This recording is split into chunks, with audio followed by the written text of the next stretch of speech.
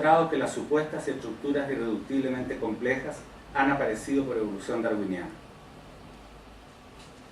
A la convicción de la existencia de un Dios creador del universo y de la vida se puede llegar solo después de una adecuada reflexión filosófica, realizada con una actitud interior abierta y libre de prejuicios.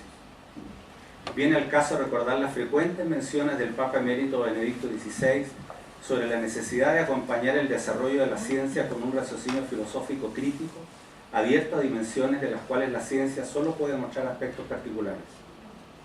En su célebre discurso en la Universidad de Ratisbona en el año 2006, fue explícito en su invitación a que ampliemos nuestra racionalidad para que ésta pueda alcanzar su plena capacidad de comprensión y de verdad, yendo más allá de lo que puede demostrar la experimentación. En el tema que comentamos, este ejercicio nos remite ineludiblemente al argumento del diseño, el que podría válidamente aplicarse siempre que se mantenga en un plano estrictamente filosófico. Esto es bien importante. Llamado también argumento físico-teológico o teleológico, no debe ser confundido con la doctrina del diseño inteligente recientemente mencionada.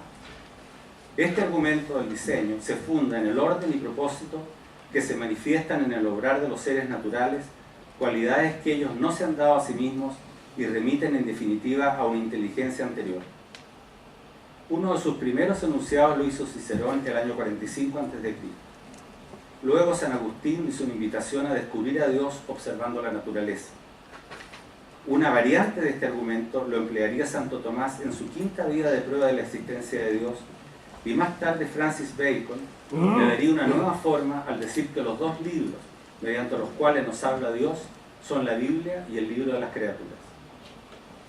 Podemos decir que al razonar de este modo, los partidarios del argumento del diseño están haciendo eco de expresiones de la Sagrada Escritura tales como, cito, a partir de la grandeza y hermosura de las criaturas se llega por analogía a contemplar su autor, esto está en el libro de la Sabiduría, y otra cita, lo invisible de Dios desde la creación del mundo se deja ver a la inteligencia a través de sus obras. Este es San Pablo a los romanos. Uno de los más citados exponentes del argumento del diseño es el clérigo inglés William Paley, quien en 1802 publicó su libro Teología Natural. En esta obra, Paley muestra su asombro con la extraordinaria organización de los seres vivos. Tal complejidad y perfección, sostiene él, no pueden deberse al azar, sino que reflejan un diseño. Puesto que no puede haber diseño sin diseñador o invento sin inventor, agrega, ellos constituyen prueba de la existencia de un Dios creador con inteligencia. El argumento del diseño no ha estado carente de críticas, destacando entre ellas las de David Hume e Immanuel Kant. En particular, y más recientemente, Paley ha recibido críticas del evolucionista español Francisco Ayala y del filósofo chileno Roberto Torretti, ambos a quienes respeto mucho, por cierto. Según el primero, el gran legado de Darwin a la ciencia y a la religión fue resolver la esquizofrenia intelectual propia del argumento del diseño, demostrando que efectivamente hay un diseño, pero que éste no obedece a un diseñador sobrenatural, sino a un proceso natural carente de conciencia. Una tesis parecida desarrolla Torretti, aunque este autor admite que un científico puede creer en un Dios personal, autor de las leyes con que opera la naturaleza, pero que se debe admitir que la ciencia en nada contribuye a dar sustento a esta creencia. Es muy legítimo discrepar con Paley en el plano filosófico, pero no se puede decir que Darwin comprobó que el argumento teleológico es errado, puesto que este último no se inmiscuye en los procesos o mecanismos naturales conducentes al aparente diseño. Ambos asuntos pertenecen a dominios epistemológicos diferentes. Por este mismo motivo, tampoco se puede decir que el argumento del diseño contradice a Darwin. Hasta el propio Darwin fue presa del vértigo de descartar la existencia de un creador a partir de sus propias observaciones científicas, al admitir en su autobiografía que si bien de joven se había visto impelido a buscar una causa primera poseedora de una mente inteligente, ahora cito, más tarde descubriría que el viejo argumento del diseño presentado por Paley, a quien él había leído, que antes le parecía tan concluyente, falla ahora que la ley de la selección natural ha sido descubierta. Hasta ahí la cita. Pues bien, si nuestra reflexión nos condujera al convencimiento de que existe un Dios creador, ¿cómo podríamos armonizar su acción con la autonomía de los procesos naturales? Santo Tomás de Aquino nos propone un camino de pensamiento al respecto. Para este filósofo, la causalidad divina y la causalidad en la naturaleza operan a distintos niveles. Dios causa de tal modo la existencia de las cosas que ellas son las causantes de sus propias operaciones. Un mismo acontecimiento no tiene una causa natural y una divina, respondiendo en parte a cada una de ellas. Más bien responde totalmente a ambas, cada una actuando a su modo. Dios trascende de tal modo a la naturaleza, dice Tomás, que Él es causa de que incluso los eventos del azar sean tales, es decir, eventos del azar. Del mismo modo que Él es causa de que los actos libres de los seres humanos sean actos libres. Bien. Quienes creemos en un Dios creador del universo y de la vida, pensamos que Él actúa de ordinario en el mundo en concordancia con las leyes naturales. Esta creencia, que responde a un razonamiento personal que trasciende a la ciencia, ofrece un sentido al orden que se observa en la naturaleza y se aviene con lo que expresa el Salmo 104, cito: les quitas el hálito, dejan de ser y vuelven al polvo. Envías tu espíritu, son creados y renuevan la faz de la tierra. Eso es. Sí, bien, muchas gracias. Bien, a continuación le damos la palabra entonces a don Álvaro Fichte, Origen de la vida existe un creador.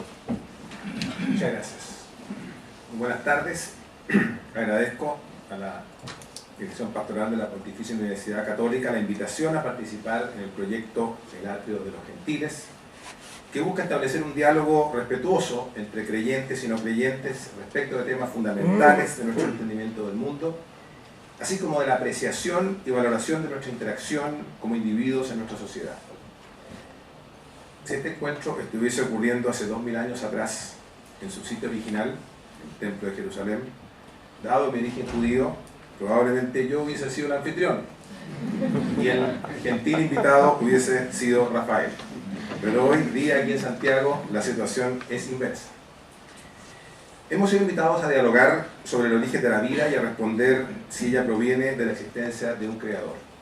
Permítame poner mis cartas sobre la mesa desde el inicio. Yo creo, y subrayo el verbo creer, porque me parece que es el verbo pertinente, y sobre esto volveré más adelante, que la vida se formó a partir de materia inerte por medio de procesos naturales que no requieren la existencia de un creador. A continuación, intentaré fundamentar esta afirmación. En primer lugar, yo creo que para entender el mundo en que vivimos, la mejor herramienta que tenemos es la ciencia y el método científico. Es decir, la formulación de hipótesis explicativas de las regularidades observables que se puedan contrastar con la evidencia empírica, someter al juicio de los pares y luego transformarlas en teorías tentativamente válidas del mundo que se modifican cuando la evidencia empírica así lo indica. Tomando entonces esa perspectiva, y de acuerdo a la ciencia, o más bien al mainstream de la ciencia, la hipótesis más plausible que disponemos respecto del origen de la vida es que ésta se generó a partir de la explosión combinatoria en la composición e interacción de moléculas complejas que permitieron que en algún momento de ese proceso y en ciertos lugares y condiciones aparecieran moléculas autorreplicantes, así como variantes de ellas, sobre las que la selección natural darwiniana comenzó a operar, dando origen luego al RNA, posteriormente al DNA, la célula y el resto del proceso evolutivo que conocemos, que desembocó finalmente en los seres humanos.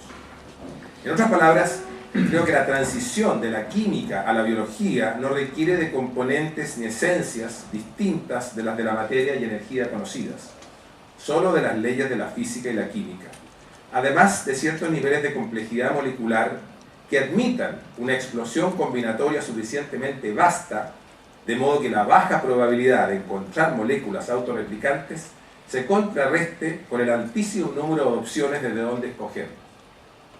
Ellas permitieron, esta complejidad molecular, el ensayo de trillones de opciones, variantes unas de otras, de las cuales se retuvieron aquellas que admitían la autorreplicación, originando así la trayectoria que dio lugar a los organismos vivos a partir del último ancestro común universal, con el acrónimo LUCA en inglés, y por lo tanto la vida, en esa perspectiva, solo corresponde a configuraciones de partículas especialmente complejas e improbables, pero no a la obra de un creador. Sabemos que es muy difícil definir la vida, especialmente en los márgenes borrosos en los que su carácter animado es menos evidente. Por lo tanto, tratar de hacerlo es un esfuerzo poco constructivo. Adam Rutherford, en su reciente libro Creation, The Origin of Life, nos recuerda que todos los procesos que caracterizan a los organismos vivos son bioquímicos y comprensibles científicamente. La producción de proteínas, su plegado tridimensional, la codificación y replicación de información por el DNA, la manera como las células adquieren oxígeno, bombean energía o expulsan anhídrido de carbono, entre tantos otros. El paso de la química a la biología no es un salto que ocurre en un momento preciso del tiempo o se captura mediante un evento instantáneo. Ni siquiera se define por una lista de atributos sobre los que hay que verificar si están o no están presentes, sino que más bien se trata de una trayectoria acumulativa de transiciones o que van desde lo inanimado a lo vivo. Más aún, el mismo Rutherford reproduce la definición informal que la NASA da al respecto. Dice la NASA que para conocer si algo está vivo, se debe mirar si sigue una evolución darwiniana, variación y selección, además de reproducción y herencia. If it's Darwinian, it's alive. Si es darwiniano, está vivo, resume esa idea. Ahora, esa afirmación no es trivial. Significa que la vida no apareció en una sopa primordial, como se creyó durante mucho tiempo, sugerida en cierto modo por el propio Darwin al final de su libro, y acuñada literalmente por J.B.S. Holden, citado por Rafael, y que luego fue lo que intentó mostrar empíricamente en 1953 Stanley Miller, con su famoso experimento en que puso un conjunto de ingredientes bien escogidos y los introdujo energía por medio de descargas eléctricas, dando como resultado aminoácidos claves para la vida. No, la vida requiere que haya procesos bioquímicos sofisticados que permitan fabricar los elementos que componen las células, es decir, los componentes con que se construyen todas las células, pero además que éstas tengan los códigos de información y de procesamiento bioquímico que les permita autorreplicarse o reproducirse. La secuencia precisa de cómo esos procesos ocurrieron no se conoce, y es posible que nunca se conozca, pero sí es posible que se puedan reproducir condiciones que simulen partes de ese proceso, que le den aún mayor plausibilidad a esa hipótesis. El avance de la ciencia está cada vez más cerca de lograr. Los experimentos de Nick Lane en el edificio Darwin del University College London, basados en las ideas de los científicos que citó Rafael, Michael Russell y Bill Martin, simulando condiciones de temperatura, materiales y disposiciones geométricas del fondo marino de hace 4 billones de años atrás, lo ilustran con convincente realismo. Ahora, si por las razones expuestas lo que acabo de decir constituye una hipótesis plausible, entonces cabe preguntarse por la relación que eso tiene con la existencia de un creador. La recién bosquejada respuesta de la ciencia respecto del origen de la vida, que aunque no es completamente concluyente, sigue continuando en su avance a hacerlo, no requiere de la presencia de un creador, ni siquiera para los seres humanos. Eso avalaría mi afirmación inicial que creer en él no es necesario para tener una explicación del origen de la vida. Sin embargo, el que la vida provenga de una interacción natural de materia inerte, siguiendo las leyes de la física y la química, no resuelve el origen del repositorio de partículas y de energía que permite que esos componentes inertes se organicen de maneras complejas y evolucionen hasta llegar a ser organismos vivos. Por lo tanto, la pregunta por la necesidad de un creador se traslada al nodo anterior, al del origen del universo. Aunque en la versión que acabo de dar, el origen de la vida deja de ser misterioso, eso no le quita misterio al origen del universo. Y aunque la ciencia tiene una respuesta incompleta, es cierto, del origen del universo, el Big Bang, la aparición de espontánea, a partir de la nada, de partículas de materia y antimateria, o a partir de infinitesimales fluctuaciones cuánticas, ello no resuelve efectivamente lo que ocurría antes del Big Bang, o cómo es que este se originó. Y aunque uno podría argumentar que el concepto de tiempo antes del Big Bang pierde sentido, puesto que se trata de categorías de comprensión de la naturaleza contingentes a las características de la evolución de nuestro sistema nervioso central y sus capacidades cognitivas y categorías epistémicas, como tiempo y espacio, el problema no queda completamente resuelto. A la luz de lo anterior, entonces, analicemos la necesidad lógica que la discusión presentada nos lleve o no a la creencia en un creador. Para hacerlo, es necesario recordar que la creencia en un creador tiene en general dos versiones, una deísta y una teísta.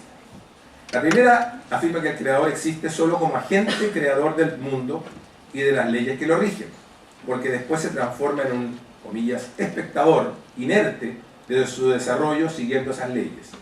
En ese escenario, ello desemboca, de acuerdo a la historia que la ciencia ha construido, en el origen de la vida al que hemos hecho referencia. La segunda versión, la teísta, afirma que además ese creador interviene en nuestras vidas, especialmente en las vidas humanas, dando guías morales, otorgando consuelo, concediendo favores u ofreciendo recompensa eterna. Si el creador se introduce solo para tener un punto de partida para la creación del universo, la versión deísta, entonces se hace necesario, para darle coherencia al argumento, explicar cómo se creó ese creador y cómo esa pregunta se puede repetir indefinidamente hacia atrás. Se produce una regresión infinita que finalmente no resuelve el problema, porque ¿dónde se detiene esa cadena?